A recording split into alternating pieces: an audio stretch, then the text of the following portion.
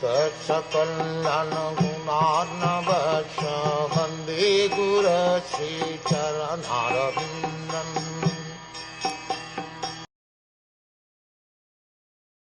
Shukadeva Goswami, the son of Vyasdev, was also full in transcendental knowledge and was a great devotee of Lord Krishna, son of Vasudeva. So there must have been discussion of Lord Krishna, who is glorified by great philosophers and in the company of great devotees.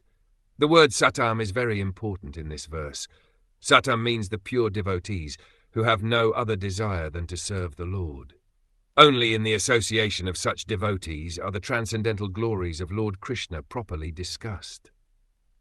It is said by the Lord that his topics are all full of spiritual significance, and once one properly hears about him in the association of the satam, certainly one senses the great potency and so automatically attains to the devotional stage of life. As already described, Maharaj Parikshit was a great devotee of the Lord from his very birth, and so was Shukadeva Goswami.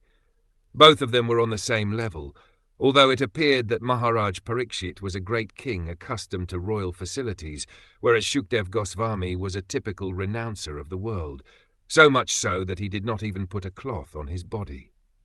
Superficially, Maharaj Parikshit and Shukadeva Goswami might seem to be opposites, but basically they were both unalloyed pure devotees of the Lord. When such devotees are assembled together, there can be no topics save discussions of the glories of the Lord or bhakti yoga. In the Bhagavad Gita also, when there were talks between the Lord and his devotee Arjun, there could not be any topic other than bhakti yoga, however the mundane scholars may speculate on it in their own ways. The use of the word ka after Vyasakhi suggests, according to Srila Jiva Goswami, that both Shukadeva Goswami and Maharaj Parikshit were of the same category, settled long before, although one was playing the part of the master and the other the disciple.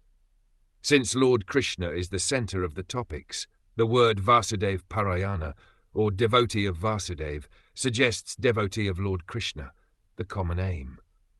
Although there were many others who assembled at the place where Maharaj Parikshit was fasting, the natural conclusion is that there was no topic other than the glorification of Lord Krishna, because the principal speaker was Shukadeva Goswami and the chief audience was Maharaja Parikshit.